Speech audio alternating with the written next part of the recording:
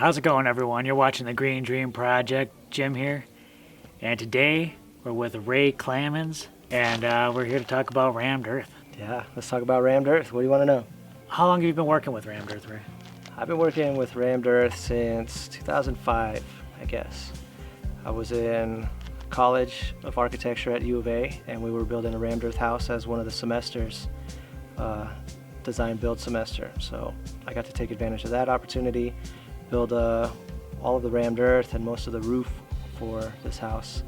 I think if you want to look it up, I think it's called Drachman Studio. What drew you to rammed earth?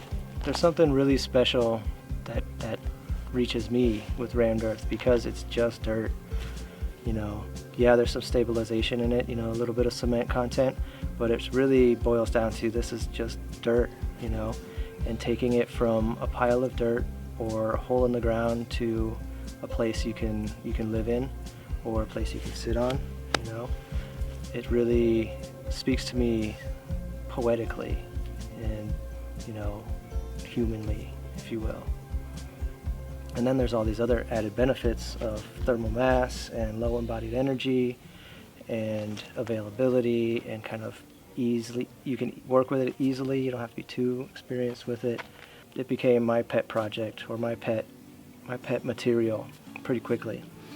You know, everybody kind of ends up with their pet material, and rammed earth, which just got me right away. Of course, there's a lot of different earthen type of building, natural building. What particular advantages do you feel like rammed earth has?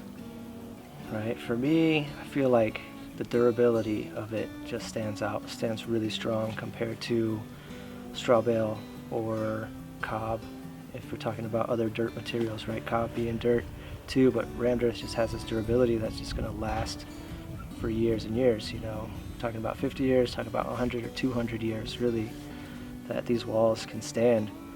And that is on top of the list for me. I'm trying to build for high durability, especially doing something like this. We're out in the middle of the desert. It's getting pounded by the sun, and monster storms hit it. And so having something that's going to be here for a long time was really important for me.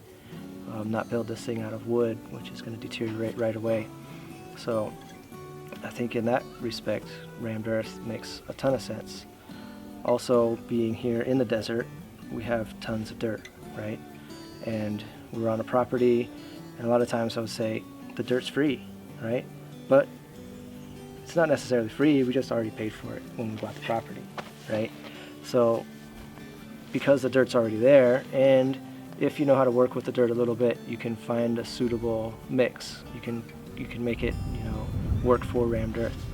Sometimes you might be in a swampy space or a place where there's just sand and not enough clay, but you have to work your soil out. If we're lucky, like in this project, we were lucky and the dirt is almost perfect right out of the ground. We added some sand, which comes from a wash nearby, so all that we've had to pay for this project in the rammed earth is the cement, which is amazing.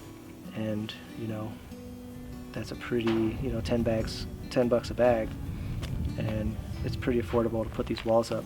So if you're not paying for labor, like this project being 100% volunteer, we're really, each one of these 8-foot tall by 6-foot wide by 18-inch wide sections has only been like 60 bucks, right? So in that respect, I think rammed earth is really affordable if you're not paying for labor. You start paying for labor, it's a different story, right? Right? But that makes a lot of sense to me. And then it's going to last forever. You know, you're done once. Some of the other methods that I've just kind of talked this through. I don't have all that much experience putting up a straw bale house or an earth bag house yet. I've talked to a lot of people, I've done a lot of reading about it, and it seems like, we'll talk about earth bag for a second, you fill up the bags with a rammed earth kind of mix, and then you stack them up, and then you plaster the thing, right? So you got this whole earth moving portion, and then you have a plastering portion. Also with straw bale, you stack up the bales, and maybe that goes really quick, and then you have this plastering portion, right? That could take 2 weeks to plaster the building.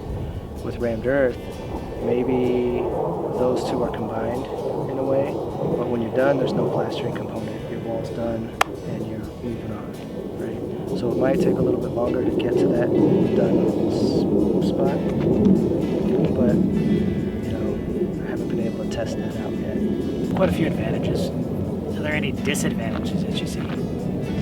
Like, what do other things that might have over rammed earth? Right? Right. Well, I think in the straw bale world, and a lot of us in the natural world, natural building world especially, we are trying to reduce or eliminate any kind of cement content because of the high embodied energy that cement has, right? In a stabilized rammed earth situation, you have a cement content, right? And you have these bigger, thicker footings underneath that are all really cement heavy. In a straw bale world, you can almost get rid of all the cement content, right? You stack up your straw bales, you plaster it with the clay plaster, there's no cement content. In a tire situation, you can get away with no cement content. You do 2 tires with gravel, you do the rest of the tires with dirt, and then you plaster it with the clay plaster, right? So that's one of the big advantages of the other types. I think you could do the same thing in an earth bag situation. Some of them, though, need some stabilization for permits, so you have the same kind of minimal cement content.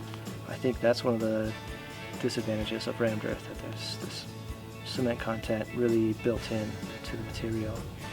And there's also like the heavy lifting, the heavy tamping portion of it, and you can feel it in your forearm, you can feel it in your back, you can feel it in your shoulders, and we're hand tamping these. We don't have a pneumatic tamper, so we're doing all of this by hand with 8-inch tampers. There's that physical component where I think doing a straw bale, you can stack the bales up and you can plaster it without being as strong and sturdy. If you have less of a strong back, you might be able to get away with doing those type. Now, being that the earth is exposed like that, it's not covered up with plasters or bags or anything like that, there's no deterioration. Well, if you call it deterioration, you give it a negative connotation, right? And that's okay. But when we're talking about rammed earth, I like to call it weathering, right? So it weathers, and it's going to weather, and that's part of the beauty also.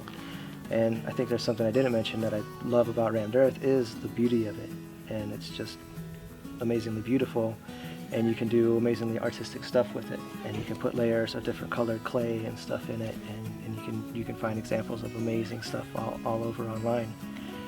But in the end, how it weathers is part of the beauty of it, and it's part of this philosophy of durability, permanence, and impermanence, and how we can live on this earth with these natural elements a little more purposefully, with a little more meaning and a little more spirit involved, when we can see these things over time weather.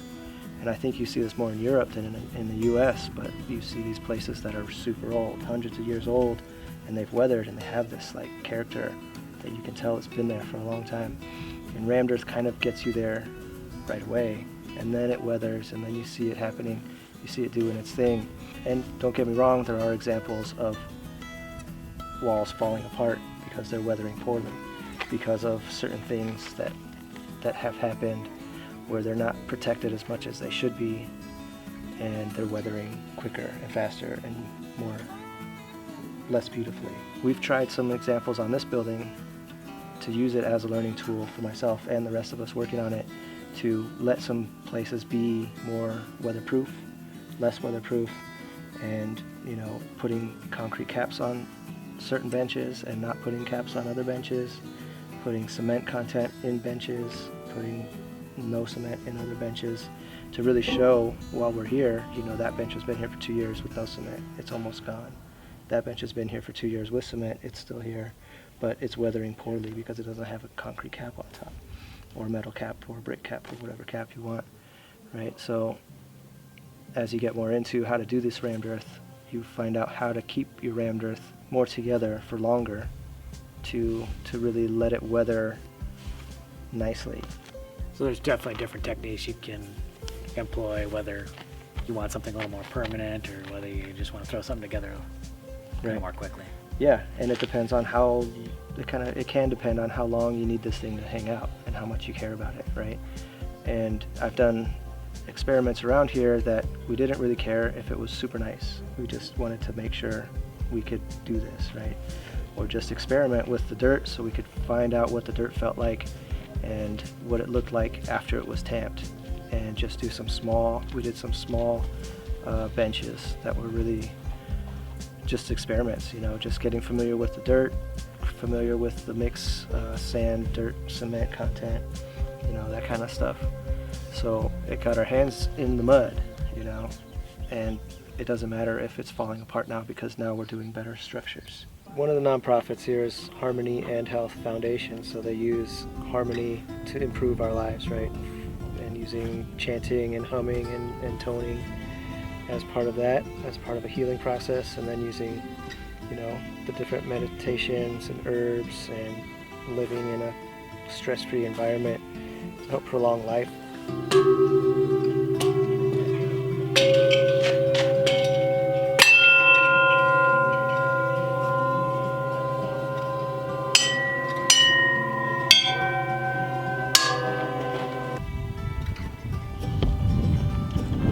Start the day and 5 to 10 minute meditation as well.